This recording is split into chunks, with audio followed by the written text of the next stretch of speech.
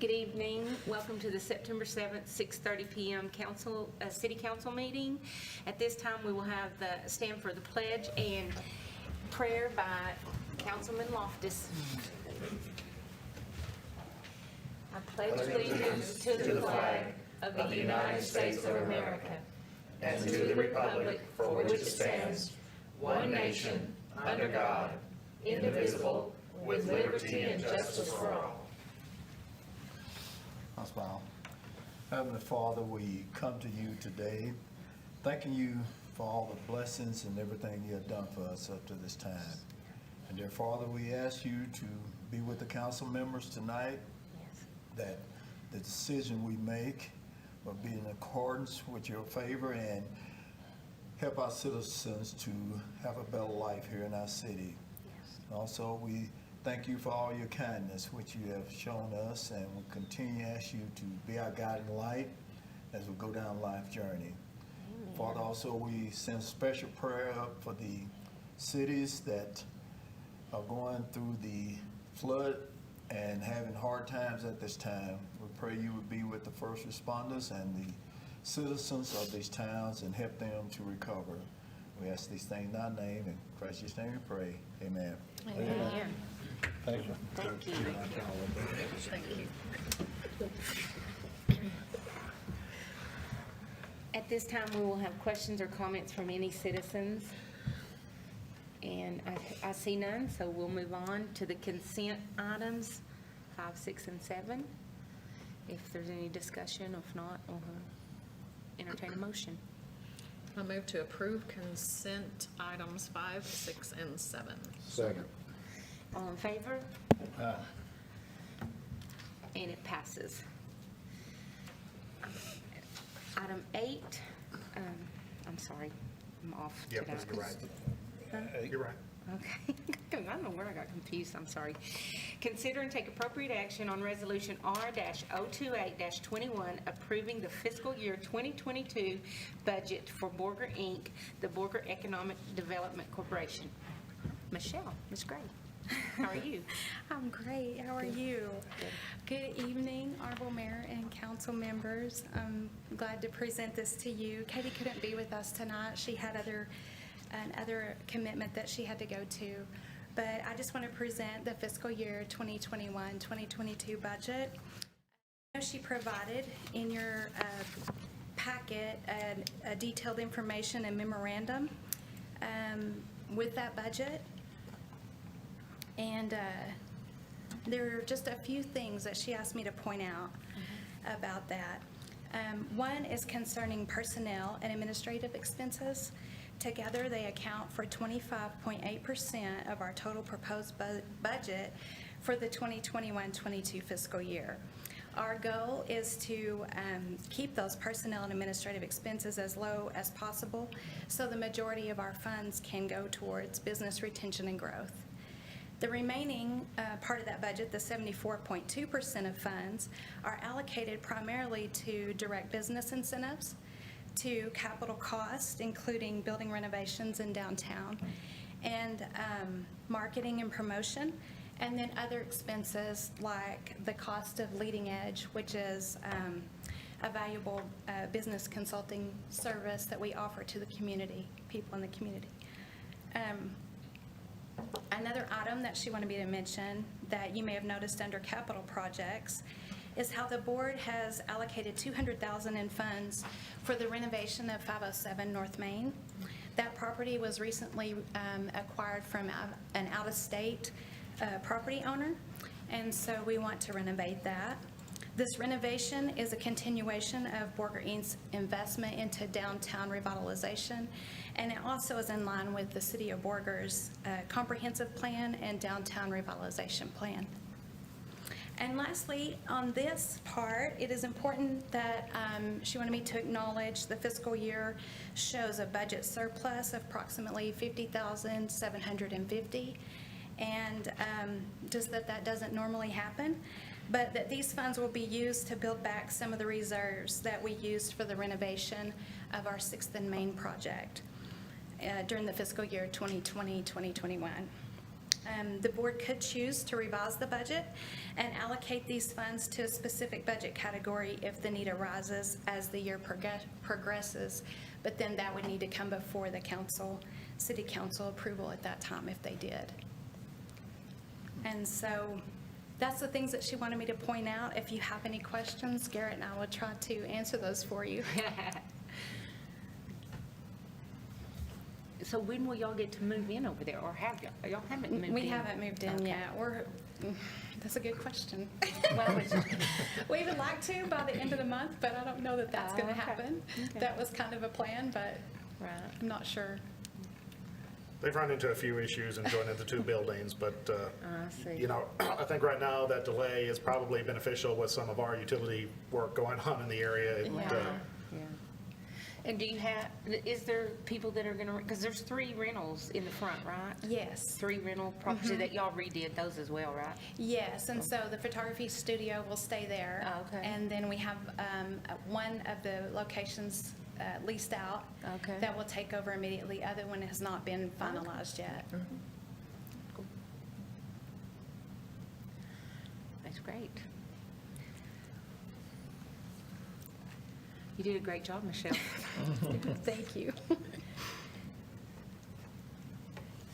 Does anyone else have any questions or anything to say? Not on the budget, just again, we appreciate what the EDC does for the city. Thank you.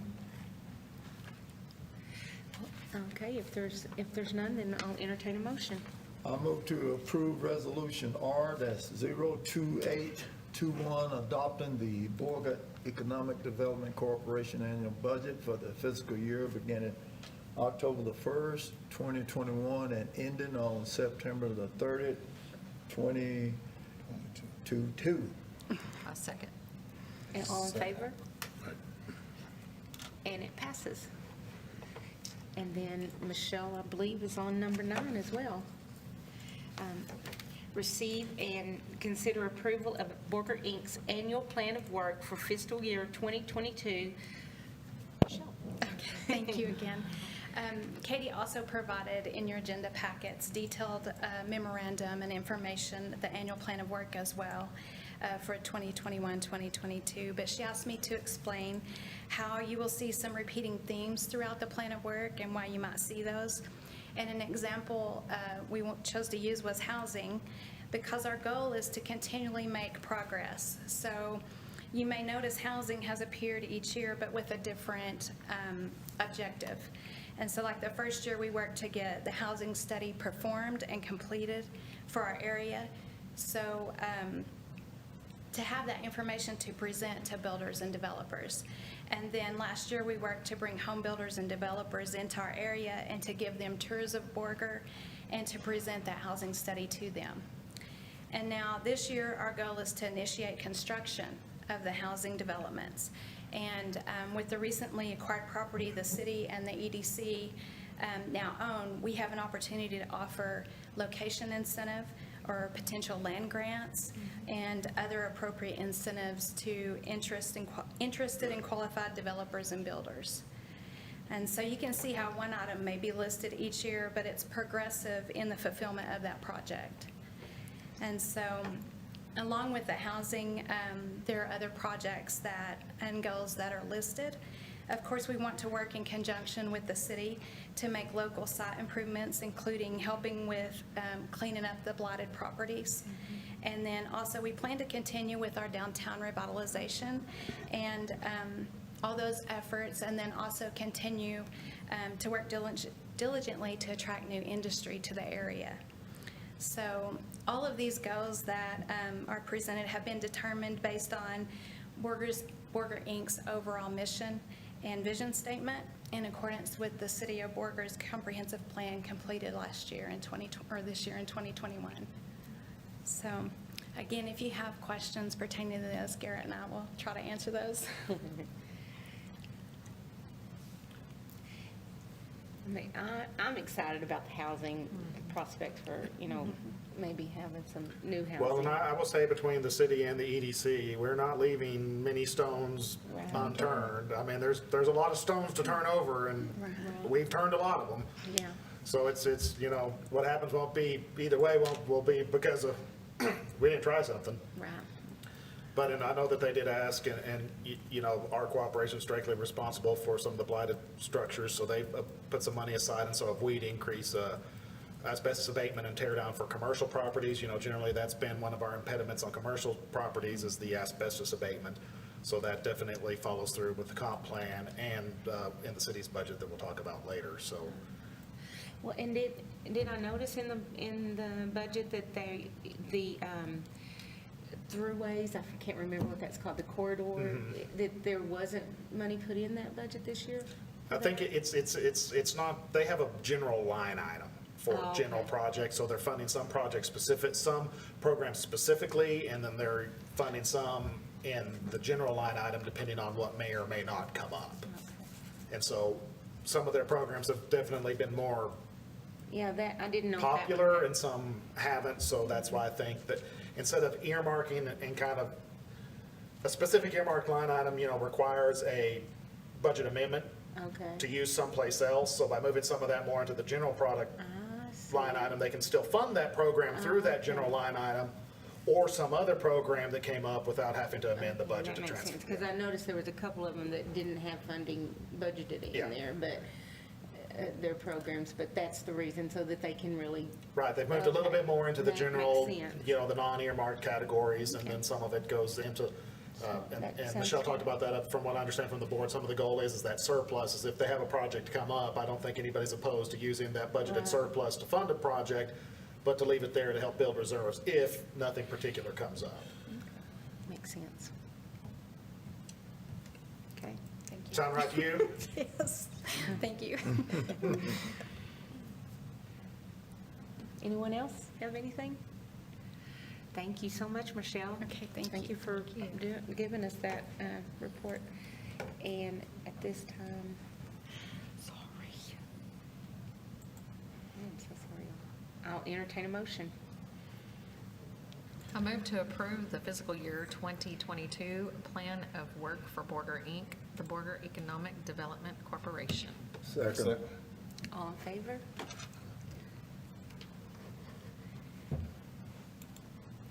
And then we'll move on to item 10, receive a presentation and then conduct a public hearing to allow for comments on the proposed fiscal year 2022 budget. Mr. Spradlin. Give us just a half second here to get everything switched over for this, and there we should be good. So as the council I know is fully aware, you know, we've been spending the last couple of months getting ready for what is the culmination of all these several agenda items on tonight's agenda to officially adopt the operating budget. And the last big step on that is conducting a public hearing. So before we go to that, I have prepared a presentation to kind of give the council and the public an overview of what's in this budget. As I've done many times through the year, and as I did last year with this presentation, I'm going to continue to remind everybody this year too, that we do have all of this information on our website at www.borgertx.gov. Click on the Fiscal Transparency tab, and it's all there. So this proposed budget in its whole is there. The CIP plan that we're going to talk about later is there. Every biweekly expenditures, there is a ton of information if you so want it. It is definitely available. And so I encourage anybody that's interested in some more details to go to our website to see that. So with that, we're going to get into our budget overview, and we're going to start with probably the thing that people care about the most is what are we doing with the tax rate? And we did mention this in the two previous meetings, but our current tax rate is 0.837629 per $100 evaluation. So the no new revenue rate, as calculated by the Hutchinson County Tax Assessor, this is the rate that would generate the same amount of money last year as it does this year, is 0.817105. The voter approval rate, that's the tax rate that we can set without going to an election. Any rate over that would require an election, is 0.917647. So this budget has a proposed tax rate of 0.807105. That breaks down to a maintenance and operation for the general operation of the city at 0.613696, and an interest and sinking, which is your debt rate, of 0.193409. And so overall, that is a 3-cent reduction from last year's tax rate, and it is a 1-cent reduction from the no new revenue rate. So that is a tax decrease again this year. We did a 1-cent overall tax decrease last year. That is a 1-cent tax decrease this year too. So I appreciate the directors and the staff and everybody working with the council and administration on being able to achieve that. As we go through what this budget includes, I'm really excited and pleased with this budget, because even with the tax increase, we're going to be able to invest more than $2.7 million in our community in the next budget year. And so I think we're doing some really great things. And of course, if you drive around, I think you'll see some of that. But as we go through this a little more, you'll continue to see some of that. So when we look at revenue, the general fund is budgeted at $15,900,786. That is a 1.58% decrease in overall revenue. It's a 1.93% decrease in property tax revenue, and some of that is offset by just a little under 5% increase in the planned industrial district contract funding. Now, I will say that that decrease is a little bit of a misnomer, because last year we did have $547,000 worth of grant funding that was unbudgeted from the American Recovery Funds. So if you take that out, it's actually a 1.83% increase in overall revenue in the general fund. But keep in mind, that increase is mostly due to sales tax increase and industrial district increases. And so I've said this a couple of times, but I will keep reminding you that when you buy local and that sales tax money comes here, it does drive down your property tax. And so that's what we've definitely been able to see the last 2 years, as sales tax has gone up. So I know that we can't get everything here, but the more you spend here, the more we can drive that property tax rate down. And you see that a lot in Amarillo. They have a low property tax rate because we all go spend money there. And so their citizens get the benefit of having a low property tax rate because we're spending money there. So if you do a little bit of that in your own hometown, we can drive down the tax rate as well. The Water Sewer Fund is anticipating $12,002,445 of revenue. That is a 5.96% increase. That is mainly tied to increased industrial water sales. We have been under budgeting estimated revenue from Phillips 66 water sales. They've been taking more and more water. So this budget has a 13% increase in that, which is still less than what they have taken in the last 2 years. So we still are being a little conservative in that number. It also increases a 4.81% increase in sewer sales, and we'll talk to that when we get to the fee change down there. So total revenue from all funds is $31,331,652. That is a decrease overall of 1.65%. And most of that is, keep in mind, in this budget year, we had a downtown revitalization grant, and we also had the grant for that master storm drain plan. And so we've received a lot of that income, so that income is not ongoing income, so that's why that money isn't there. However, I will also say that our budgeted revenue, we have not budgeted the new CLFRF, that is the Coronavirus Local Fiscal Recovery Funds. That's the next round. The city of Borger has been allocated $2.71 million. That money is technically not ours until we have identified an appropriate project and spent it on an appropriately approved project. So I'm not considering that revenue until we have a proper project identified. As for right now, it's just in an asset account. So it's on the city books, but it's technically not ours until we have an approved project. So we don't want to count on it as income and then have to turn around and give it back because we didn't have an approved project. So we're trying to be, there again, a little conservative with that, so that's not in there. But when we do the audit for this fiscal year, we're probably going to have more revenue than we budgeted because we likely will expend some of that at some point. There are only minor fee changes in this budget. The sewer consumption rate is increasing by 20 cents per 1,000 gallons. That is in line with the 2018 rate analysis that we did. We're not changing the base rates. We're not changing the water consumption rate, so it's just that sewer consumption.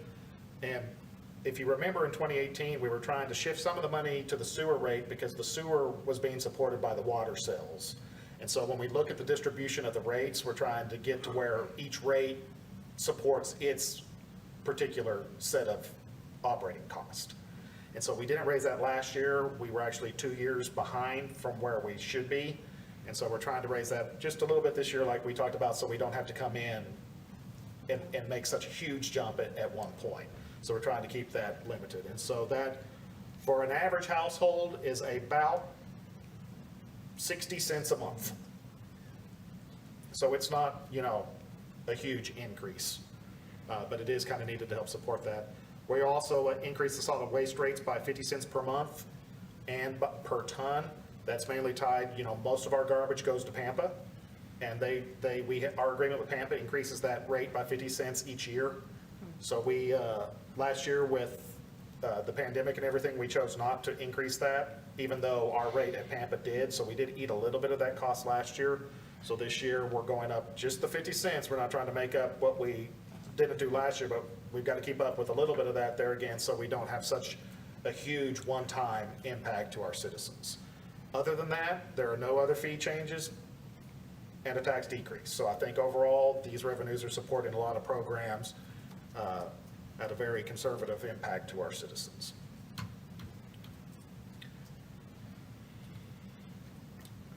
So when we break this down, I'm not going to go over this line for line, but in the presentation online or in the budget book, you'll see a breakdown by departments and where those revenue sources come from. So our biggest decrease is in license and permits and other revenue. Other revenue is grant money. So of course, there's a big decrease in that because like we just said, there is, you know, we got grants last year that we're not getting this year. And license and permits, a lot of that biggest decrease is the game rooms. And so our game rooms have chosen not to renew their permits. So therefore, we're not budgeting for that money. So that's kind of hit or miss. So I'm not, depending on your viewpoint, that decrease might be positive. So that means they're not open? They're not open. Okay. And then you'll notice a really big drop in interest income. And Yeah. there is, you know, interest rates have dropped pretty good over the last year. And so I am budgeting for that to continue to be depressed next year. Then the water side, you can see the percentages by revenue. You see your biggest changes there is the utility payment and penalty and interest. We've decreased that. 3 years ago, we went to a flat penalty rate. And so what we've actually seen with that is more people are paying on time. And so when the penalty rate was lower, they were, I think, using us as a bank to ride it out. And so we haven't changed anything other than just increasing that penalty. And since that's happened, our number of late accounts has reduced by about 40%. So we previously have not budgeted for a decrease because we kind of figured that when the fee went up, you know, it'd at least stay the same or we'd increase more money, but we've actually collected much less than that. And so I do think that indicates it was doing what it was meant to do. So that's less that our on-time payers have to supplement. You know, a lot of times when we have those high late fees or high late bills, that gets factored into our rate, so the people that pay on time end up having to pay a higher rate to compensate for those that are paying late or not paying at all. And so I think that has made it more reasonable, and a lot of reasons why we haven't had to increase the water rates as well, that and tied to industrial water sales. And then special funds are listed there. They kind of, most of those are tied to capital transfers or decreased in projects. There aren't massive changes there. You'll see a pretty big percentage increase in the tax increment reinvestment fund. That's because we are getting that increment each year like we had, you know, kind of anticipated. So that is compounded each year. So they're starting to get some revenue in that fund, and going year forward, we'll be looking at some projects and things to fund it there, and I imagine those will get back in front of the council at some point. So on the revenue side, there's not a lot of funding coming into the capital funds. You will notice $936,808 coming into the capital equipment fund. Of course, those are our annual payments for the equipment purchased by the department. And then you'll see some transfers coming in which kind of offset that when we get to that, I'll explain, because we're kind of changing how we do that. Instead of those period 13 transfers, we budgeted transfers this year so that everybody can kind of see where that money is going. So now on the expenditure side, the general fund total expenditures are $16,601,034, or $34, I'm sorry. That is a 2.75% increase over last year, but a lot of that is a one-time transfer of $700,000, $248,000 from reserves into the equipment fund. And when we get to fund balance, you'll see where that's coming from in just a second. But that's going to allow us to purchase the fire truck that should be delivered shortly. We had planned on financing that. We've had a pretty good financial year this year, so by transferring those reserves, we're not going to need to finance that. So that is definitely an overall benefit to the community as a whole. It also funds some other things that were carried over or had eventually needed to be financed. In the water sewer fund, total expenditures are $15,202,041. That's an increase of 34.22%. That increase includes a one-time $3,199,592 transfer from reserves. That is the fund, the 2 new water wells in the Northwest well field, and we'll talk a little bit more about that later in the water sewer project. And so, I know I've mentioned this several times, and the council's been watching those over the last couple of years. We've known those expenditures were coming, and the goal was to use reserves to fund that to prevent debt issuance. And so that, again, is what we're going to do. And when you see, I've got a chart comparing the fund balances, you'll see the impact there. We're still well above our reserve levels, and the water sewer fund's done well the last couple of years because of those increased water sales. But like I keep saying, an increase in sales, that's not necessarily free money, because on the water side, if you're depleting your supplies and you're working all that stuff, you've got to plan for that investment. Is that for 2 wells? That is for 2 wells. So we're going to do one at a time, but that accelerated use has kind of needed us to go ahead and do that. They've actually started some of the preliminary work on that. We should see some test holes going down in the Northwest well field probably later this month as we start to kind of pinpoint where we want those next 2 wells to be. Overall, total expenditures are $48,236,317. That's an increase of 24.71%. However, keep in mind, we do have the $3 million expense for the water wells. We have the $700,000 expense for the new fire truck. We also have $5 million of expense budgeted for the dome that is coming out of bond money, that project is still ongoing, which will go into there. That's why the expenditures are more than the. That's why the expenditures are much more than revenue, because we are budgeting and expending planned reserve drawdowns. And so when you look at it in a chart, you can see overall that the vast majority of it is in the capital fund. A little bit of it is in the water and sewer fund because we're moving that money into the capital fund. But when you look at the impact on fund balance, so general fund ended 2020, so September 30th of 2020, the fund balance in general fund was just a little under $4.8 million. We're estimating at the end of this fiscal year to end at $6.4 million, which is an increase of 30%, give or take. So even with that planned spend down, we are budgeted to end the fiscal year 2022 with a fund balance in general fund of $5.7 million. That is still $1 million more than we ended last year. It's a lot more than what we have to keep in reserve. Right, if you look down there at the bottom, the council's financial policy is to keep a reserve of 25% of the next year's budgeted expenditures. So in this budget, that would be $3.975 million. So our required reserve is $3.9 million. Our current reserve is going to be 6.4, and we'll end the budget year at 5.7. And so as we go forward, that'll allow us to consider our, as we look at debt issuance for some of the other projects we're talking about that we know are coming on, that's going to give us a lot of flexibility in what we can do. Now, I will say that this year, there are a lot of one-time events that are impacting it this year. The police department's been 6 to 7 short most of the year. The fire department's had a big shortage. We've had grant incomes. Sales tax has been up. Property tax collections were actually up. This is not something that's necessarily, I anticipate, to be ongoing, nor do we want to. We want our departments to be at full staff. Absolutely. So, but at the same time, we can't change what is there, and it is, at least in the short term, a little positive. So yes, we see a lot of expense over revenue, but financially, the money in the bank is still increasing even with those expenditures. In the water sewer fund, we finished 2020 at $8.6 million. We're estimating the end of this fiscal year to be at $9.6 million. We will spend that 3.1 expanding the wells, but we're still budgeted to end at $6.4 million. The water sewer fund calculated reserve requirement is $3 million.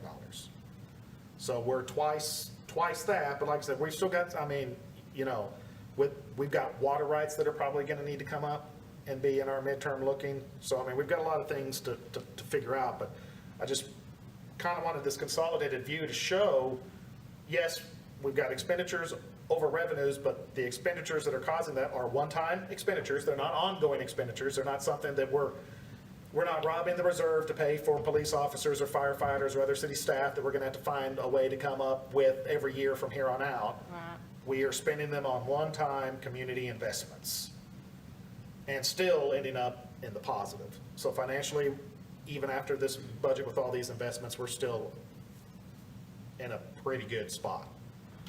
So we'll go into a little more detail in expenditure summary. So if you notice, you know, we saw overall expenditures up by 24%, but the general fund operating expenditures are only up by 2.75%. So that's another way of kind of showing that, you know, we're keeping our ongoing operating costs in check. So that difference is not ongoing. So we're still able to support those ongoing needs.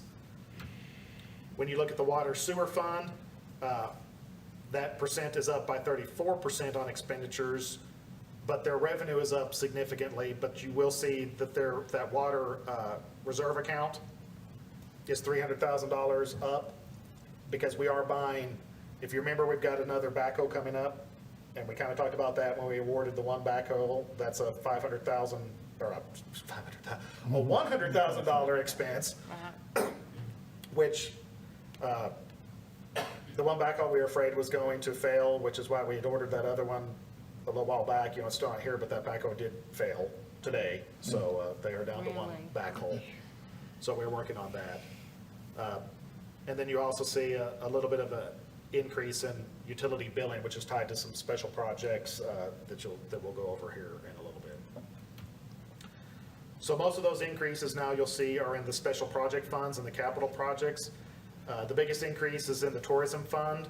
That's the Dome project.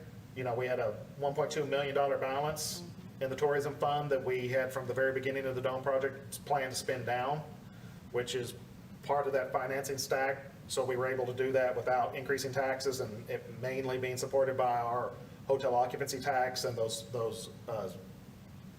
restricted funds.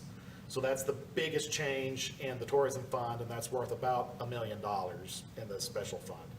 In the capital projects, you'll see that the TUF has a pretty big increase because we have budgeted for the 10th Street reconstruction, and we'll talk about that a little bit later. But so TUF projects are a little over $5 million. That's direct street improvements. Capital construction fund, 6.2. The vast majority of that is the Dome.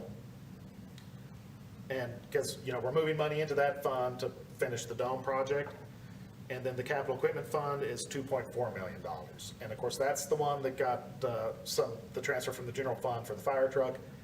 We also have a couple projects carrying over in the transport and the equipment fund that we'll talk about on that detail page in a bit. So personnel changes in this budget. We have funded a civic convention and downtown coordinator as part of the Dome project. That position is being offset by a reduced dispatcher position. Dispatch has moved to a 12-hour shift. What that does is allow us to eliminate one full-time position. We do have 4 hours of built-in overtime because they don't have a exemption like police or fire do. But so that's allowed us to give dispatchers a little bit of a built-in increase because they're guaranteed 4 hours of overtime if they work their set shift, but it's offset by that reduction in position. And so that's actually a cost savings. That overtime is much less than what that additional position would be. We've also reduced a parks maintenance worker. We had a retirement in the parks department, and we have not filled that position. It's being offset with additional seasonal money in the seasonal line item and for part-time work. That's also allowed us to add money into park improvement and park maintenance. So I know that some people, including some of the council, have expressed some interest in that, so we have actually added a specific detailed line item for some improvements out at Agnes Howe as part of that savings, and some increase at some of the other parks, so we can look at doing that next year. We have also reduced a recreation supervisor's position. We had a resignation in the recreation department, so we have not filled that position as well. That one is being offset with additional part-time salary as well, so that's generating a cost savings there. There is an additional $20,000 of part-time money in the administrative and utility billing department. That is supporting the city manager emeritus's part-time consulting work as he continues to work with us on special projects. There is also a $10,000 increase in the code enforcement again this year. We did $10,000 last year. We've done another $10,000 this year. That is moving our alley crew from seasonal to part-time year-round. Oh, good. And so we're hoping to kind of keep up with that. There is also. Was that, yep, did that happen last year too? Yes. Okay. So they've gotten an increase each of two. So last year it allowed us to create the alley crew for the summer.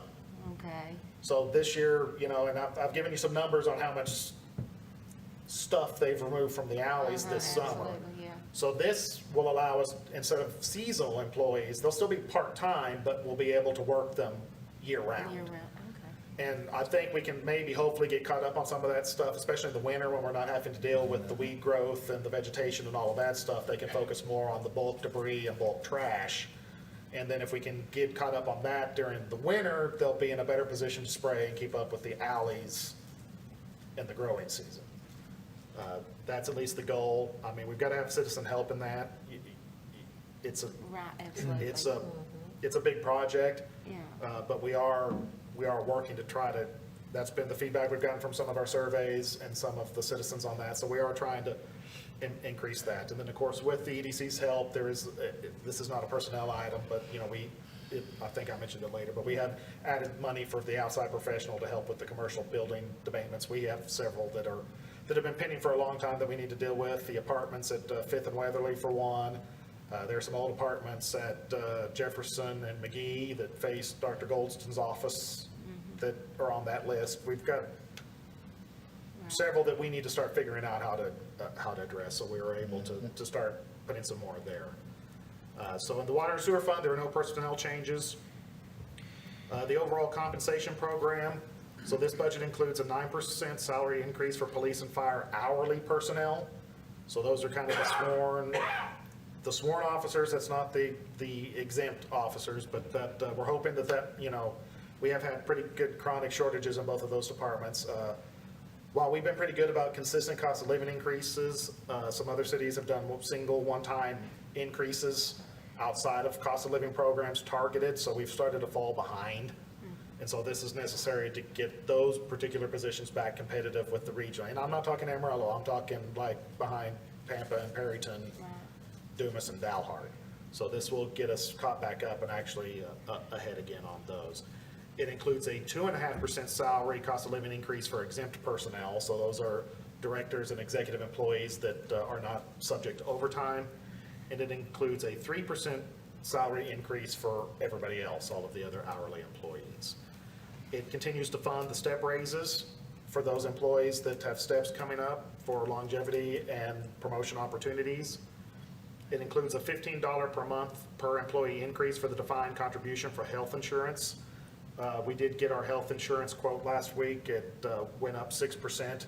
So we're within, that $15 is actually a little more than 6%. So we'll have to figure out what we end up being able to give, but it looks like we at least will be able to compensate for the employees' insurance increase. So they'll be getting their cost of living raise without an increase on their insurance. If they have dependents, they'll probably see a little bit of a decrease if they insure their family, because 6% of $1,000 a month is a little more than $15, but that will cover the employee only. That's actually less than we thought, and you know, they were giving us, warning us of 8 to 10% increase, so I'll take a 6% increase. I think most everybody anywhere insurance is continuing to be a major major impact. We did have a small decrease in the city's TMRS contribution rate. What we're seeing is that we're funding more and more of our undefined balance, so we're up over, I think, 90% now. So our unfunded balance, as it decreases, the amount we have to pay into TMRS goes down. So we did see a decrease in that. We also saw a 20% decrease in city workers' compensation premium. So overall, we're reducing the city staff by 2 full-time employees. So we're adding to 1, decreasing by 3, which is a net impact of 2, and with all the other increases, we were able to do all of the salary re-leveling without major impact and with that property tax reduction. So capital equipment, we have continued to invest in ongoing replacement of capital equipment, that's light duty trucks, equipment. We are starting to see great returns in this. This year alone, the auction value of our replaced equipment, we were able to bring in over $600,000 in sold equipment. That is also part of the reason we're helping to offset the cost of that fire truck. This budget has a decrease in vehicle maintenance of $96,000 across all departments. So continuing investing and rotating out our equipment is providing more revenue to support its replacement, and it is showing positive impact on the expense side by reducing maintenance. And so, you know, this program goes back to 2005. So, you know, we're a little ways in on it now, 16 years in on it. It's taken us that long to get this far, but I mean, this is a $90,000 reduction is significant, and we're finally starting to get caught up, and I continue to expect that to go down. And so that's another reason we're able to lower some of the tax. I know that sometimes citizens see a lot of newer vehicles, and sometimes, you know, we get some comments that, oh, well, look at all their new vehicles. Well, those newer vehicles, they are work package trucks, they are bid out, you know, and we generally award to the best, to the lowest bid, but it's actually saving them money. That older beat-up truck that you think is cheaper isn't always cheap. And by rotating those and that equipment this year, like I said, we brought in $600,000 in revenue and auctioning better equipment by the time it was time to get auctioned, and reducing our maintenance cost by almost $100,000. That is significant. So in this year, in the general fund, we are carrying over the Spillman CAD, the computer-aided dispatch software. You know, that was awarded and budgeted in our current budget year, but its implementation is taking a little bit of time, so that will carry over.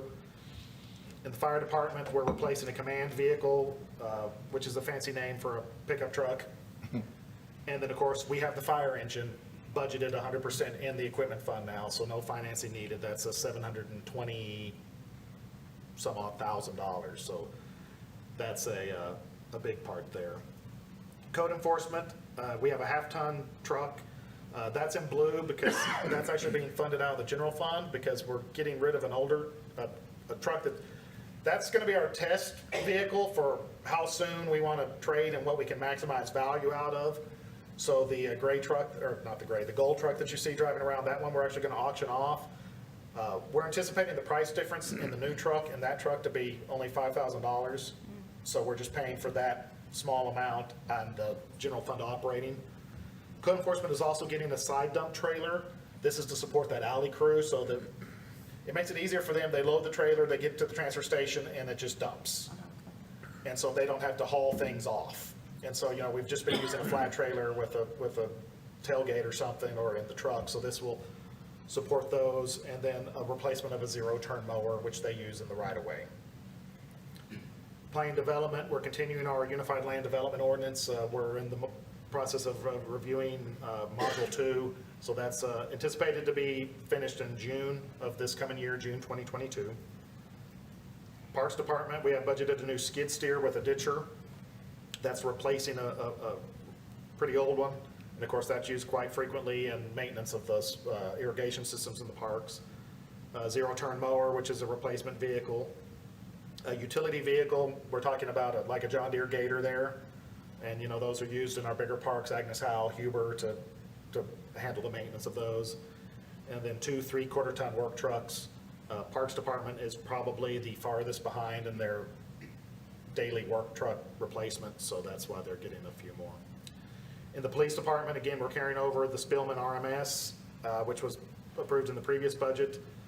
The continued replacement of a police motorcycle, those are on shorter replacement cycles to get the maximize their resale value.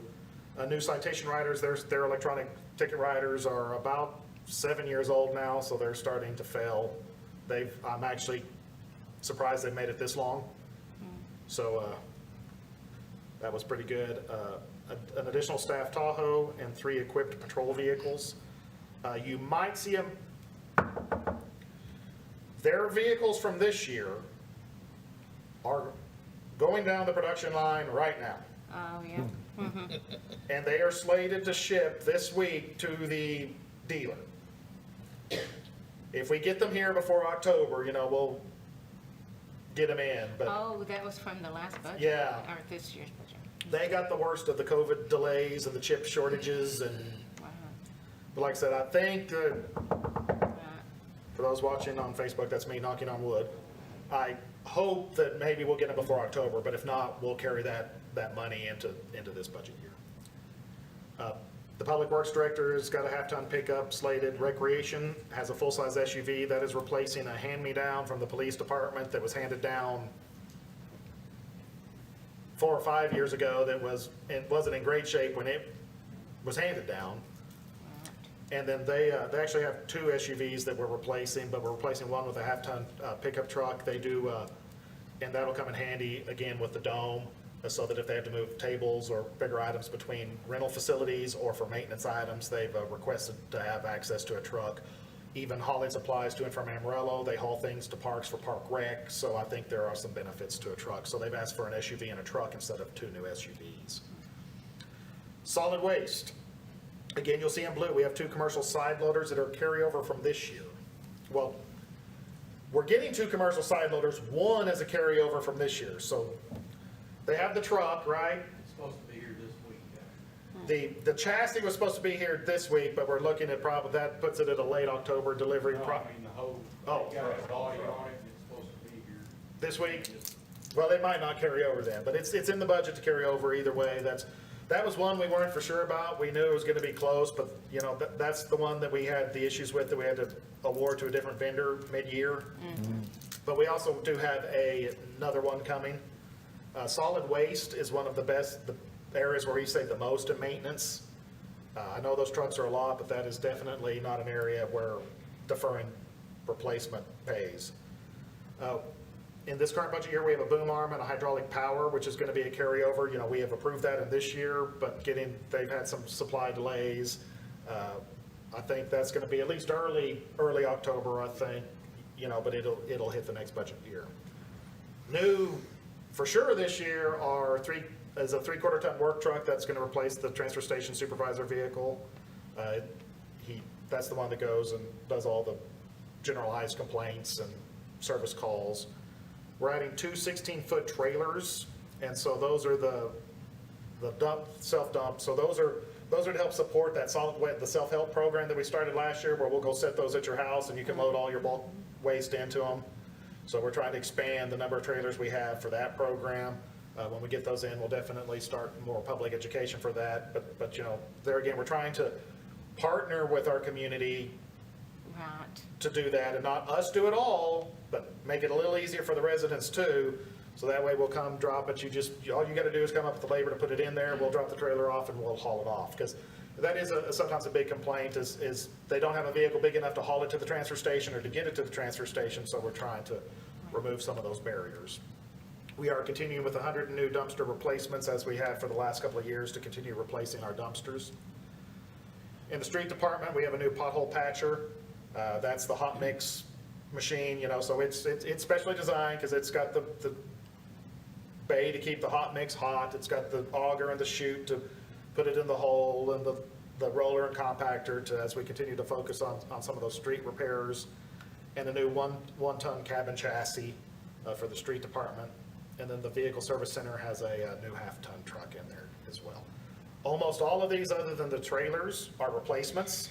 So these are not additions.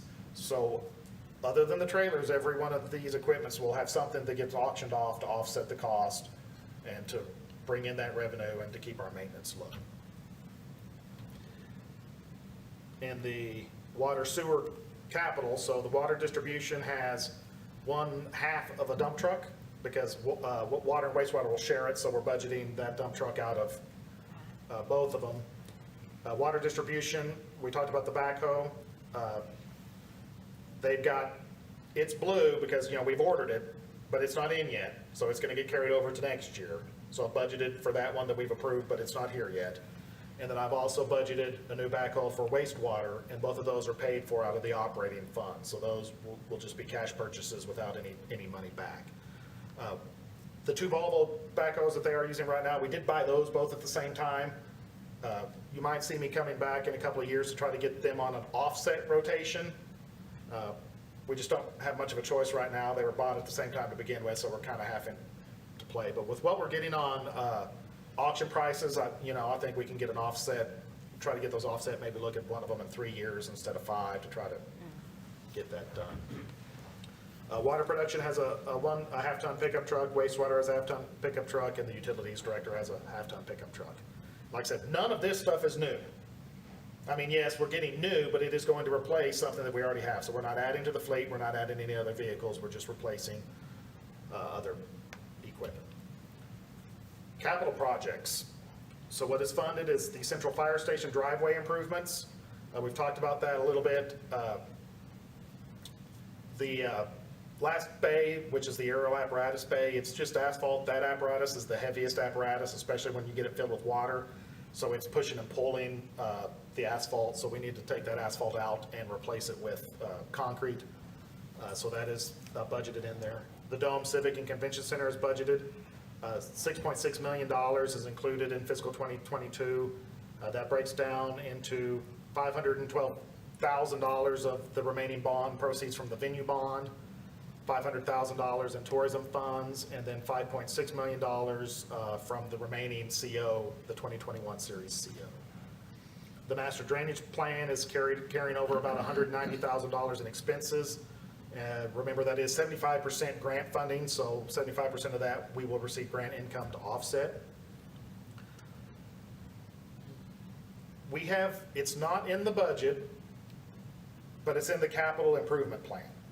The 1.3 million estimate for a fire aerial apparatus. And the reason I say that is it has a 14 to 24 month delivery from when we order it. So I'm gonna have to come to y'all and ask to order it before we figure out which budget year it's gonna hit. And we've talked about this a little bit, this isn't a surprise, but I did want to list it in the budget overview because that is something that's gonna come up on an agenda item at some point in the near future, and it is a rather large expense, but it's kind of a ways out there. I have also budgeted for downtown revitalization grant number 3. We applied for the 3rd time for the TDA's downtown revitalization grant. We don't know if we're gonna get it. I thought we didn't get it. We didn't get number 2. Oh, number 2, okay. So number 2 was for up to $500,000. They've reduced it back to $350,000, but we have applied again. Okay. And so the money's budgeted in there, but there again, like in the past, if we don't get the grant, Yeah. we won't use the money, but it is budgeted. So that is planned to be the demolition of the substandard building that we bought in the 400 block, which would eventually be the pass-through from the new parking lot that we're just finishing up on Weatherly. And it would replace most of the sidewalk in the 700 block of North Main, which is, most of that is like in front of Jalisco's, where it's just crumbling and really bad. So that's what that grant was for. I have money in the operating fund for the City Hall roof replacement. For those that don't know, the last person to put a roof on this building was Woolsworth.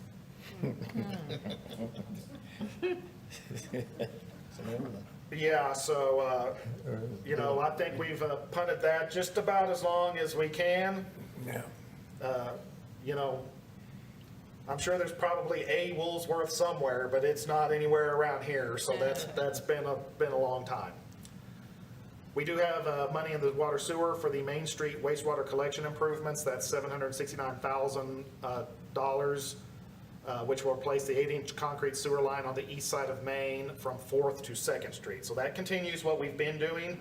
So this is going on down across the next 2 blocks. Again, those are those concrete sewer lines that are original to our very first sewer system established in 1927. We do have the 2 water wells in the northwest well field. They're estimated at $2,431,342 million. That's $450,000 for design and engineering, and then 1.9 for construction and completion. And that's what's funded by that transfer. There again, so these are the projects that why you see expenditures over revenue.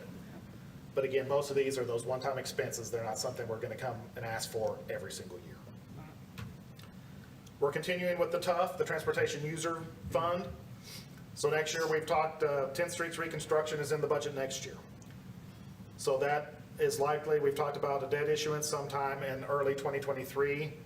We'll see the design part of that start probably pretty soon. That will include public outreach and public notification as that goes. Right now, if we sign the design contract in October, we'd be looking at completion of that project in June 2023. So that's about a $4.4 million project. As all of you know, when we did the street analysis, 10th Street failed in many sections, and I think anybody that has driven down 10th Street can understand why. It is of city-maintained streets, 10th Street is the highest traveled and highest traffic count of any city-maintained street. This project and those estimates do also include improvements to the Meggert parking lot. The city chose to accept that from the Meggerts in the early 90s as a public right-of-way, so that is actually public right-of-way. So with some of the other economic improvements in the area, especially Texas Rose, and that being a high visibility corner, we think a little bit of improvement and some lighting there would be a great benefit to that corner. And So 10th Street, you said, I mean, it really has to be torn up and this redone. is reconstruction. So Yeah, this is removing all of the surface. This is recompacting the base. This is new curbs, new sidewalk, new lighting, new crosswalks, new everything. And then they'll come back with a top coat, new striping.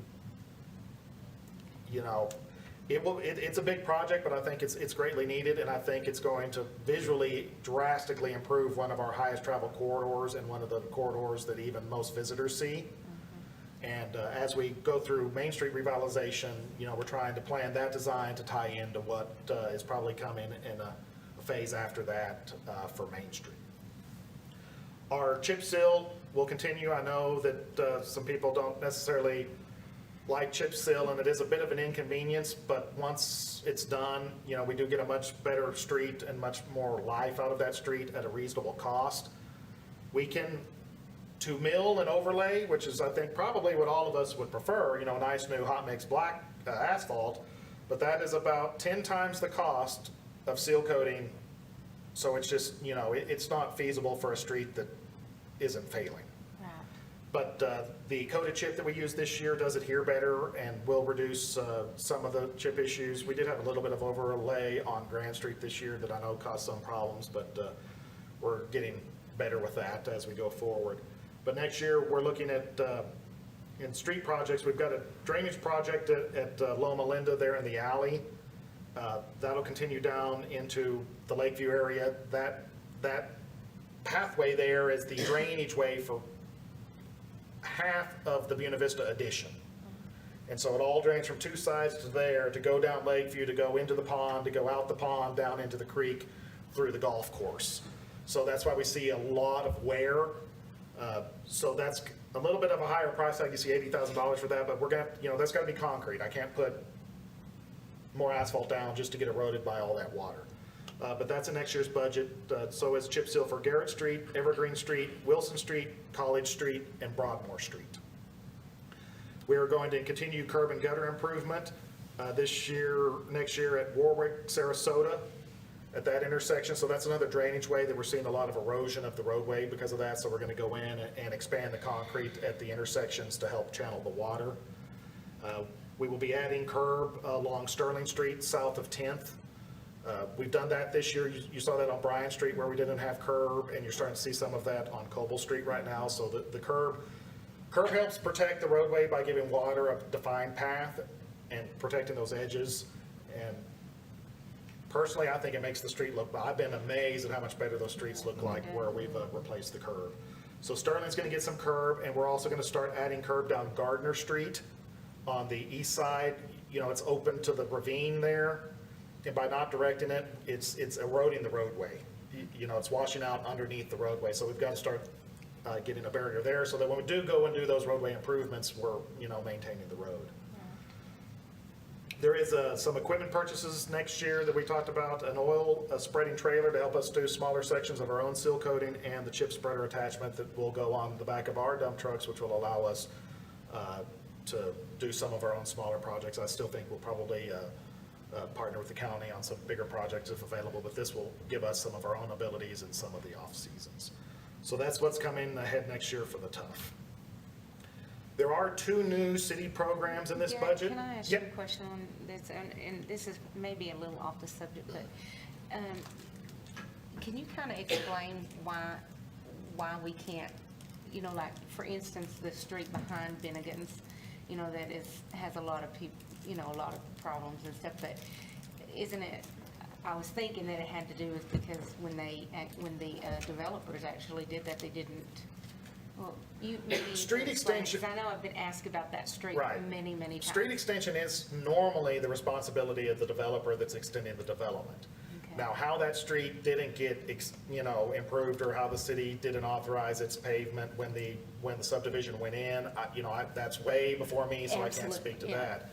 That particular street is a little more complicated because it is also the main drainage way for that entire subdivision. So I know that it turns into a muddy mess right now, but that's because that is a pervious surface. So the water will drain, some of the water will drain through the caliche and through the grass area. When we go and we pave that, it becomes impervious. And so all that water that was absorbed by the caliche and the grass in the area goes somewhere. So it's not as easy as just going and paving that. We've got to do a hydrological study to see how much more water we're going to be adding and see its impact to the drainage system, because most of that goes through the Bennigan's parking lot right now. So I get that we want a paved surface for better access to that area, but if we don't deal with where the water goes, you know, we don't want to create a bigger problem at the state's right of way or in the Bennigan's parking lot, because if it floods and isn't going anywhere, we could have a bigger problem. So it's not a matter of this, it's not a $10,000 or $20,000 project to lay down some hot mix. It's a $300,000 or $400,000 project. Okay, I mean, you know, and I hope that there's people listening that have asked that question, because I know there, you know, and I do know that a lot of it happened because the developer did not do. Right, and I think it's a project that's on our list, but when we talk about traffic counts and trying to dictate to the areas that have the most traffic count and the most direct impact, that street's a very low traffic count impact street. So do we do it, or do we do 10th Street Right. Makes sense. that has over 12,000 cars a week versus one that has 300 cars a week?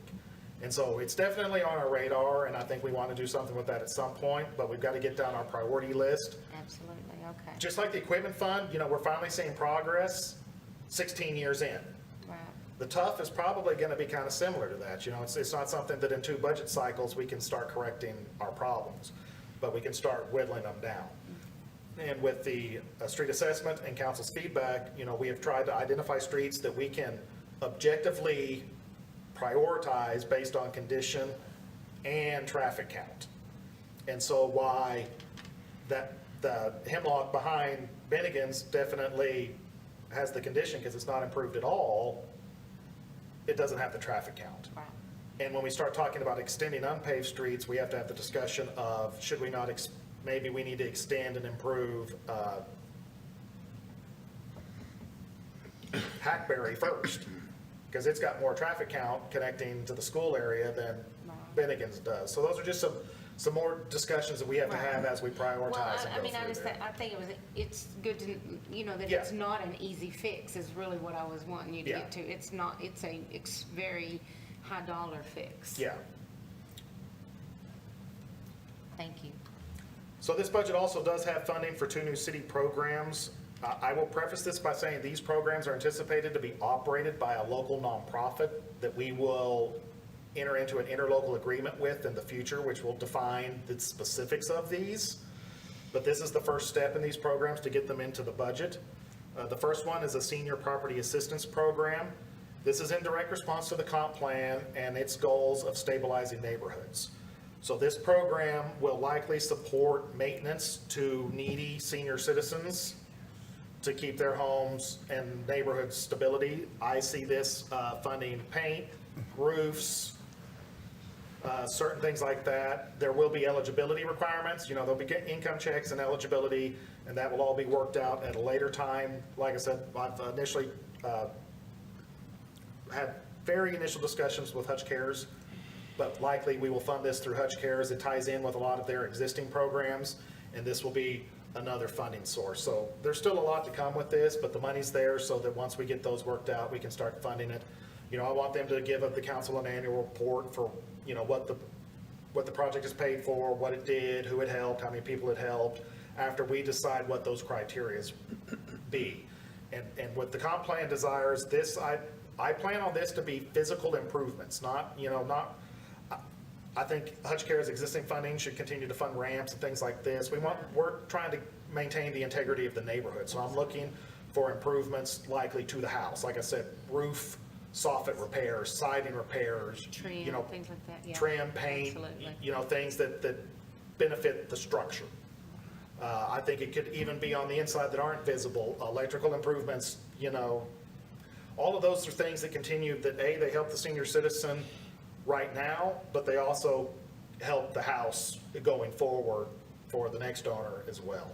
But we will be gearing towards senior citizens to begin with. The next program is a utility payment assistance program, so I've budgeted that at $25,000. Again, this will be administered through a local nonprofit, but for those that meet the eligibility requirements, we'll be able to use these funds to help them offset their water bills, or these are city utility assistance, this money isn't for electric or gas, this is for them to help with their city trash, utility, that bill. And so like I said, we will partner with a nonprofit to make sure that the person meets the eligibility requirements. The nonprofit can guarantee their privacy a little bit better in those, but at the same time protect the city's interest in making sure that the person truly is needy. And so the goal is to help the needy person, not the person that says they're needy. Because some people say they're needy and they're not needy, but some people say they're needy and they are really needy. Right. And so we want to make sure that we're helping the right people, and so that's where the nonprofit comes in. With that, that's pretty much my summary for what is in the fiscal 2022 budget. Does anybody have any other questions that we haven't covered? I know we've covered this a lot in many work sessions and going through this. Like I said, I would like to appreciate the council for their support in all of this. It's, like I said, I'm very excited that we've got this much investment going into the community, holding fees pretty low without much increase and reducing taxes. So I'm actually pretty proud of this budget. Absolutely. It should be. Thank you, Garrett. Thank you for doing it. Garrett, you made an announcement about, you know, the citizen seeing this on Facebook and everything. They can come down and get the catalog. Let me get mine back here. Lord have mercy. And they can come down and get one of these. If you don't have a computer or phone and you want to read everything, it's in here. We've taken, I think we've made a lot of good steps, both with online transparency, but physical transparency. I mean, everything that you see online, there is a physical document that is reproduced down here somewhere. We don't keep a lot of them because we have been pretty good with that outreach, but if anybody comes in and asks, of course, I don't have a lot of those just yet because I'm waiting for y'all to say yay or nay here shortly, but that's on my agenda for tomorrow. Is we normally keep a stack of about 5 of them at Stella's desk, and as she goes through them, we'll go with that. You will notice a big change in this budget too. We've greatly expanded our performance measurements in all departments, and I'll talk more about that as we get into November when the first monthly council reports change, but your monthly reports from the departments are about to change because we're going to show the progress towards those performance measurements that are in that budget, and so you're going to start seeing changes into that, and I think that's going to help show people what their money is actually getting them and what the city is actually Kind doing. of like the comprehensive, Right. what's that plan called? The CIP? And the CIP and the comprehensive plan. So, all of our performance measurements are tied to, Yeah. this is what it said we were gonna do. How are we measuring how we're achieving that? And so, like I said, once we get to that first monthly report after that, I think you'll see how that all plays together. It's taken a little bit of leap of faith, from the council and the staff, a lot of that final goals in my head, but I think once you start seeing how we do that each month and see where we're progressing, I think you'll be happy with that. Absolutely. Is there any questions or any comments? And if not, I'll entertain a motion. Public hearing. Oh, public hearing, I'm sorry. At this time, we'll open the public hearing. If anyone would like to say anything, and I see none, so at this time, we'll close the public hearing. And now I entertain a motion. Move that ordinance O-11-21, making appropriations in support of the general operation of the city of Borger for the year beginning October 1, 2021, ending September 30, 2022, be approved on final reading. I'll second. All in favor? And it passes. Item 11, consider and take appropriate action to approve on final reading ordinance O-01. He just did that, he skipped ahead. The action item was in 11, so we're ready for 12. Oh, I'm so sorry. Consider and take appropriate, I'm not with it tonight. Consider and take appropriate action on Resolution R-029-21, approving the fiscal year 2022 through 2026 community investment program. Mr. So, Stradlin. part of the Boomtown 2040 comprehensive plan was for us to develop what is normally called a capital improvement plan. And so, it is a guide for capital investment in your community. So, we call ours a community investment program, so do some other cities. I think that's a lot more descriptive of what we're doing. When we improve capital, we're investing in our community. And so, this community investment program details our capital projects. So it's over a 5-year period. This will start becoming part of the budget process each year going forward. What you see in front of you, which is one of the books that Pete was showing a minute ago, which is kind of a companion to the budget, is what our plan is for the next 5 years.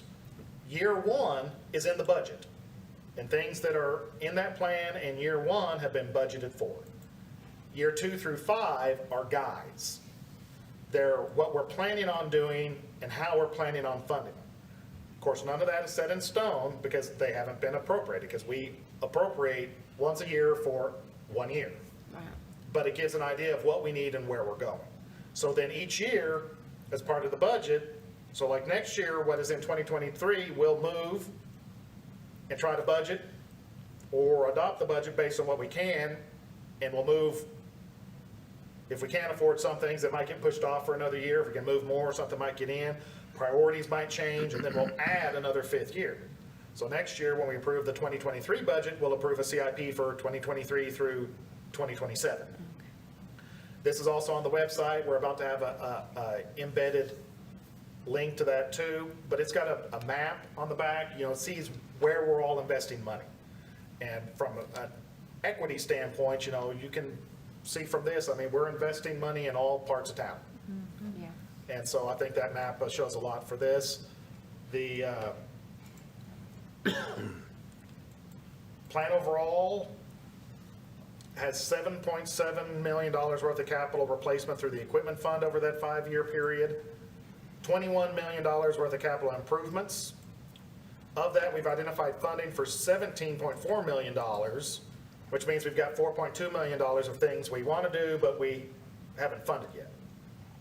In fiscal 2022, we have $2 million in equipment replacement and $14 million for capital investments. So that shortfall, like I said, the CIP is not supposed to be, we're not supposed to be afraid of including things because we can't fund them. We need to put them in there so we know what we need to come up with or how we need to kind of fund and plan. So we can't plan if we don't know what we need. So this is at least a little bit better to see what we're doing. But like I said, it's a companion to the budget document and kind of helps us see a little longer term period. Other questions on that? I think that's, No, we've gone over it quite a bit. Anyone have anything? No, I don't. If not, I'll entertain a motion. I move to approve resolution R-029-21 approving the fiscal year 2022 through 2026 community investment program. Second. All in favor? And it passes. And item 14, 13. sorry, That's all right. is item 13. Whew. Consider and take appropriate action to approve on final reading ordinance O-012-21, setting the tax rate for the fiscal 2022 budget year. Mr. Spradlin. so, the presentation lined that out. This is the final reading, so we've approved the budget. Now we've got to approve how we're going to fund the budget. Final reading on, approval of this will be the final action to set the tax rate at the rate that we put up there, the 0.80 whatever, which is a 1 cent tax reduction and 3 cents from the effective rate. So we have not had to have public hearings on this since it is a tax decrease. The state's changed a lot of laws when it comes to tax adoption, but they still make decreasing the taxes pretty easy. So I guess they figure most people aren't going to complain about that, which I wouldn't think so. So that's why this has been a little painless this year, but it is a tax decrease. But I'll answer any other questions that we haven't already covered. Any questions? Any comments? If not, I'll entertain a motion. I move to approve on final reading ordinance O-012-21, adopting a combined tax rate of 0.807105 cents per $100 evaluation. Second. And all in favor? And it passes. Item 14, consider and take appropriate action to approve on final reading ordinance O-013-21, amending the City of Borger fee schedule for the fiscal 2022 budget year. Mr. Spradlin. So again, this is what adopts the fees in support of that budget. There are very minor changes this year. We already talked about the 50 cent per month increase in solid waste and the 20 cent per 1,000 gallon in sewer consumption. There are some minor permit changes, mainly to clarify wording, and we're going to talk about some changes to peddlers and solicitors and food trucks in a minute. The fees changes to mirror those ordinances are in here. None of those ordinances have a material impact on what people pay. It's just kind of rearranging some things. The biggest change in planning development, we had an incorrect multiplier for commercial remodel, so we've corrected that multiplier. But other than that, they're just the three changes. The biggest changes were with peddlers and solicitors and the food trucks that we'll talk about when we get to that ordinance. Okay. And we've talked a lot about the fee schedule as well. If there's any comments or questions or anything, if not, I'll entertain a motion. Move to approve on final reading ordinance O-013-21, amending the City of Borger Code of Ordinances, Chapter 1, General Provisions, Article 1.07, fee schedule on first reading. Second. All in favor? And it passes. Item 15, consider and take appropriate action to introduce on first reading ordinance O-014-21, amending section 9.01.001, response time for employees required to respond to fire calls. Mr. Spradlin. So a while back, Fire Chief Watson and Assistant Chief Galloway approached me about this possible change. Really, they approached me about retention issues at the fire department, and, this was just part of that discussion. The salaries were another part of that discussion, which is part of what resulted in the 9% increase for fire and police hourly personnel. This was another part of that, and we've talked a little bit about this, but in 2012, prior to 2012, the fire department had a 20-minute response time requirement. So that means that fire personnel had to establish a residence within 20 minutes of the station. In 2012, that was amended to increase to 60 minutes. At the time, the thinking was that by opening that up, it would increase our applicants. And while it did increase our applicants, the unanticipated side of that is it's increased our turnover. Because now you're getting many more applicants from Amarillo who come and stay and work for the city but remain in Amarillo.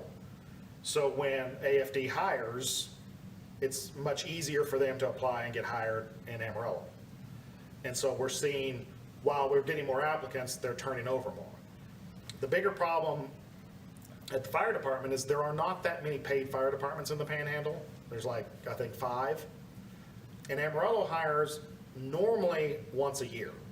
So they test and then they create a hiring list and hire all at once. So it's been not uncommon for us to lose 4 firemen all at once if they all score high enough at Amarillo. So the thinking is that while it did increase our applicants, it's making turnover worse. So the fire department, Bob and Mike have asked to go back to a 20-minute response time to keep people closer and to maybe reduce that turnover. If you become part of the community, you might be more likely to stay or maybe make it a little harder to leave.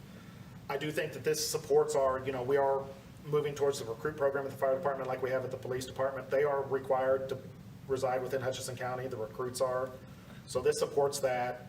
It gets a few areas out of there. The fire department is also more, with the shift schedule that they work 24 hours on and that rotation is getting people to come in is starting to become harder too. And so keep in mind that if we're full staff, we have 8 firefighters. And so if we have a structure fire or fire call, those 8 is who shows up. So we count on that second alarm, those on other firefighters to come in when we call for help. And so with more of them being farther away, it's been decreasing the number of firefighters we get to respond to those fires. It's harder to get somebody to want to come in when they work 24-hour shifts when they're on their full day off. The police department, at least on shifts, has the luxury of telling somebody they have to hold over or calling somebody in a little early. It's a little easier for that. Their operations are a little different. So that's kind of why we're pushing this change back to 20 minutes. It will not apply to anybody that's already employed. So we're only talking about new hires going forward. And as we, work to focus on recruitments and developing that local talent, don't get me wrong, we've had a lot of good employees from Amarillo and some of them have decided to stay, but at the same time, I know that Amarillo loves our firefighters. And so as much as I like being nice to our local regional cities, I would prefer to keep a lot more of them than what we have. So I do think this ties in with everything we're doing. And, even with the recruit program at the police department and the fire department, with our professional development inside the city, trying to promote people within and give them a career path and with the salary adjustments. But that's the basic thought behind this. This is just the first reading of it. But it might keep some openings longer, but like I said, it's we need to find people that are going to stay longer so that we don't have so many openings all at once. Yeah.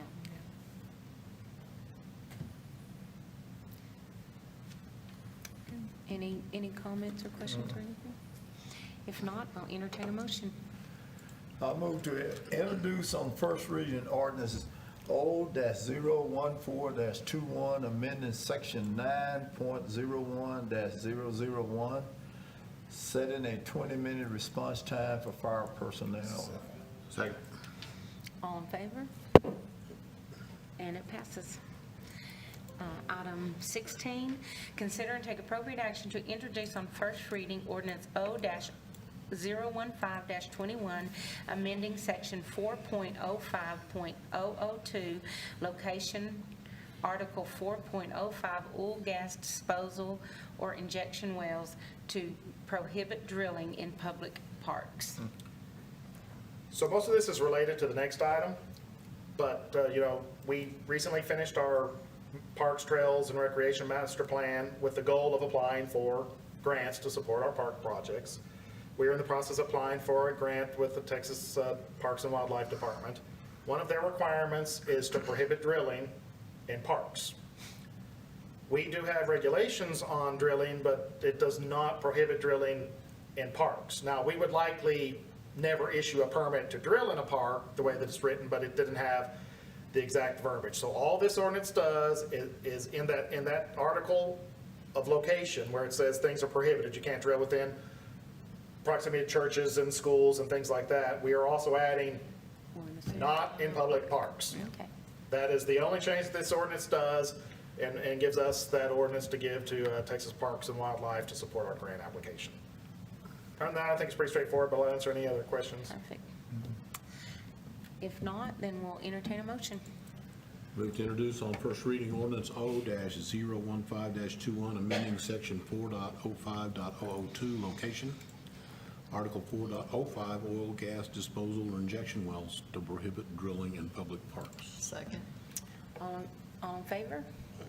And it passes.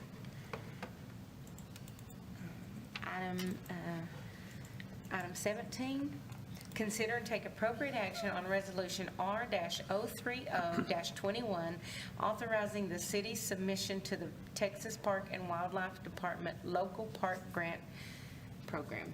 Mr. Spratling. So now that we are in the process of banning oil wells, we can apply for a grant. And so like we've done a lot of times, this resolution is the council's authority to staff and to apply for that grant to designate signers. There will be some more items to follow with budget and everything. Right now, the targeted project is the replacement of park equipment in Huber Park. This is a 50% matching grant up to $700,000. We're anticipating about a $400,000 project, so our match would be $200,000 of that.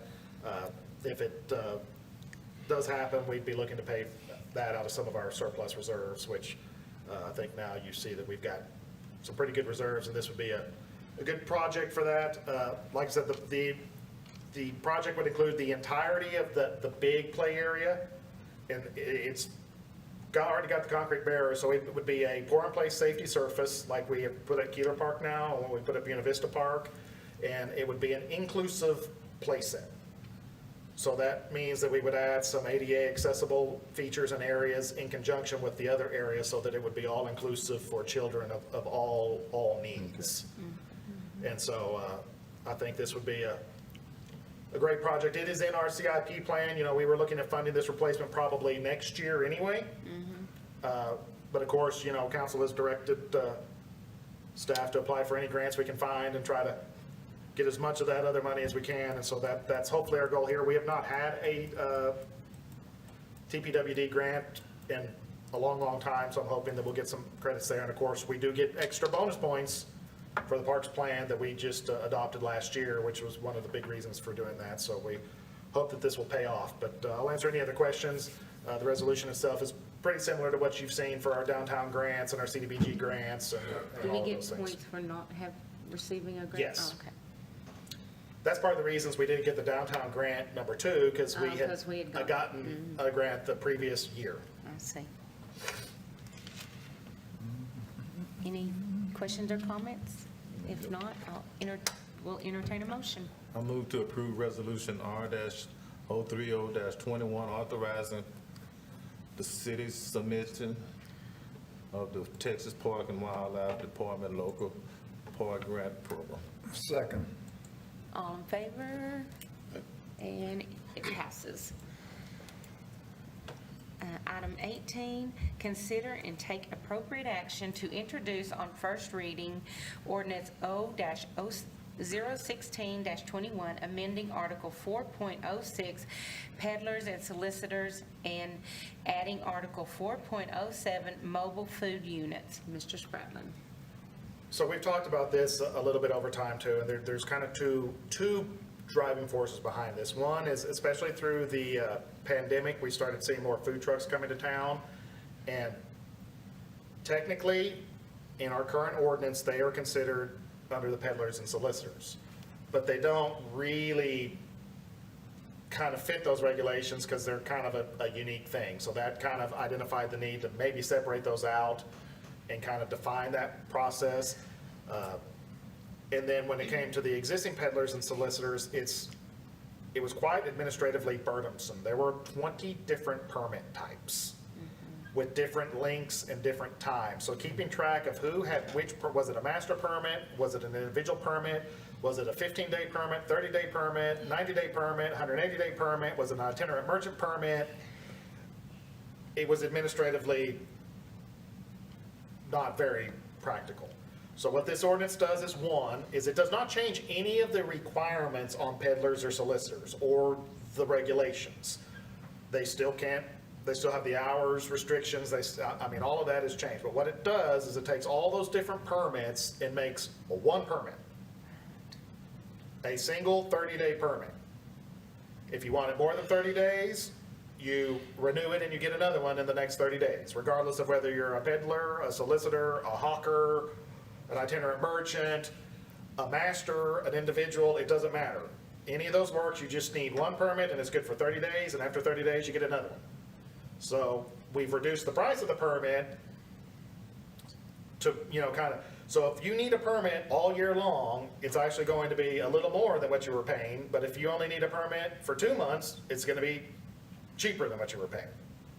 But administratively, to administer, it's way easier. Right. Because we were having issues trying to find who, are they the individual, are they the peddler, which one are they? So this becomes much more easier to track, easier to explain. Do I need a permit? Yes, well, which permit do you need? Well, I don't know, what are you gonna be doing? This way, I need a permit, okay, it's good for 30 days, here are your regulations. As long as you abide by this, you're good. So that's the changes to the peddler solicitor side. Like I said, none of the regulations or prohibitions have changed, it's just the permit side, the actual administrative side of it. The biggest change is that we've removed food trucks from the definition of a peddler and solicitor, and we've given a mobile food unit its own definition. And it has its own permit. So it is a yearly permit, and then we've kind of codified some of the requirements there. The requirements mirror state law, and most of them we're not enforcing. We are requiring them to have a state health permit, which they are required to have Right. already, so we have codified some of those because there is some confusion or some people don't know, so we've put them in there so they at least kind of have an idea of what the state requirements are. But those are not our requirements. Those are technically what they are already supposed to be meeting. And if the state came in and found them operating without it, they would already be subject to enforcement from the state. Right. So those aren't necessarily our laws, those are what is in state law right now. The biggest improvements that we get is we have specified community events. And so we've kind of given a way to make food trucks easier at community events when they're supporting Boomtoberfest or other, the downtown merchants or the downtown cook-off. In theory, all of those are mobile food units. Right. But so by giving them an exemption under our ordinance, we don't have to, we've codified that, just to kind of remove that clarification. So they don't require permits, and they've got the authorization to do it as part of our ordinance. And But they still require the state. a community event does not. Oh, okay. I didn't know. I wasn't sure. Right. And some cities require it for community events, but, there's those one-time things, Right. they can kind of be hard. So that's kind of the trade-off. That's one of the, I think the benefits of doing this is we want to be careful for those that are supporting community events, but at the same time, we don't want to hold our fixed establishments to higher standards than the mobile establishments. So we want a competitive playing field for both our fixed establishments and our mobile establishments. And that's really kind of what the state law is geared to, and it is food service. I mean, we're talking about public safety and public health here, Yeah. and some fire damages. We've clarified some, so like if you don't want, we've made some concessions to vent hoods, so that if you don't have a vent hood, you still have to have fire extinguishers, but you also then have to be farther away from a building. So if you want to burn down your trailer, Right. but give us some more room so you don't burn down the nearby building. But that's an extreme example, because we are still maintaining, construction standards that the state forces, fire extinguishers, things like that. But, we get a lot of pushback on vent hoods and some things like that. So there are some compromises in this, so I don't feel that it's overly burdensome. Mainly, it's to make it easier. And the the rate hasn't changed? No, they're $150 a year, which is the same rate that they were falling under before, for the whole year. So the biggest difference is the peddler rate, for most people be cheaper, because this ordinance it's 12 months from the date you get the permit. The previous permit was calendar year regardless. So if you got it in November, you had to get another one in January. And so this, and with our MyGov software, we'll keep it, so I don't see the point in penalizing someone that wanted to come into your community in November versus January. Wow. Makes sense. If there's no questions or comments, then I'll entertain a motion. I move to introduce on first reading ordinance O-016-21, amending Article 4.6 peddlers and solicitors, adding Article 4.07 mobile food units. Second. All in favor? And it passes. Sorry. Item 19, consider and take appropriate action to approve updated interlocal agreements for dispatching services with the City of Fritch and the City of Stinnett. You have made us earn our $25 tonight, Mr. President. Well, I've earned a little bit probably of that too. Yeah. For what it's worth, this is your last action item for tonight. So, and really, it's amazing how much things fall this time of the year. The Parks Grant is an October 1 deadline, and, we've got all these things tied to budget. For what it's worth, normally we have 4 meetings in September to get through all the budget items, so I'm keeping you here a little bit today, but That's okay. we're gonna have one fewer meeting than we normally have. Stinnett approached me a while back about this. The way our agreements are currently worded is their percentages are calculated each quarter. So every 3 months, we take our cost for the 3 months and we calculate a per call cost. We then multiply that by the number of calls that each jurisdiction has to come up with what they owe us for that quarter. Now, last year with the radio system, we moved Hutchinson County to a fixed rate as part of their supporting the radio system and getting on board with that, but Fritch and Stinnett remained on the old system. The problem, especially with a smaller community like Fritch or Stinnett, there can be pretty big variations each quarter on how much they pay. So they guess what they think their amount's going to be when they budget. And like this year, somewhat because we've been short and some other things, some of their percentages have gone up. And to the point to where they're looking at a $15,000 or $20,000 shortfall in what they budgeted. For a community with a general fund budget of $1 million or $1.2 million, that's a pretty big amount. So I can understand where they're coming from. On our standpoint side, we don't really know how much to budget revenue-wise either, and we spend a pretty good amount of staff time each quarter calculating what our cost per call for the quarter was and what those calls were broken out. Because a lot of times we can't just run a computer report. I know that we think we should be able to run a computer report, but there has to be a little bit of oversight, because sometimes Fritch Police and Fritch Fire might have 2 different call cards for the same call. So maybe it was started out as a police call, but then they needed EMS or fire, so they built a second call, because an assault for a police, that's correct, that should stay assault. But then when you dispatch ambulance, that may or may not be the correct determinant type for what the ambulance is going for, or the fire department. So you might have 2 calls, but those are actually 1. So if we don't do a little bit of review, you can start skewing those numbers. So there is quite a bit of staff time on the city's part of calculating that. So what these agreement changes do is it is kind of a compromise. So instead of calculating the cost each quarter, we're calculating a rolling average for the past 5 years at the beginning of the budget year. And so that takes out some of the quarterly highs and lows, and then we can give an even amount. So they know what their actual amount is going to be. The other change compromise is that now instead of actual cost, we're gonna multiply those percent by budgeted costs, because at the beginning of the budget year, we're not gonna know what our actual cost is. Wow. Now, in theory, that's gonna cost, for instance, Danette, a little bit more than it would if we did it the other way, because most years, we come in under budget. But normally, it's not material. But to get a flat fee to where they can budget and know exactly what their budget needs to be, and for us to budget those revenues, there is some benefit to that. But the 5-year average makes sure that everybody's paying their fair share of what their percentage actually is. So because if something drastically changes in this year, they might not pay for it this year, but the next year when we recalculate those averages, it will go up, and their percentage will increase the next year. It also covers inflationary costs and salary adjustments and things, because we are using the budgeted amount. But I think for us and for them, this is easier to budget, and I think it's just a little cleaner way to admit it. It reduces our staff time, it makes it just a little cleaner, makes it easier for everybody involved. So that's the compromise and the changes that are in front of you.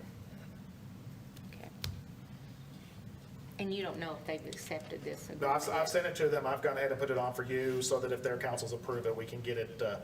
Right. I've tried not to bug them too much, just like y'all are pushing all the budgets and last minute things. I know they are too, so I don't want to be Yeah. a big hindrance, but it's in place and they've got their numbers. You know, at the back of the packet was the cost share percentages. And so they know what they need to budget if they accept it.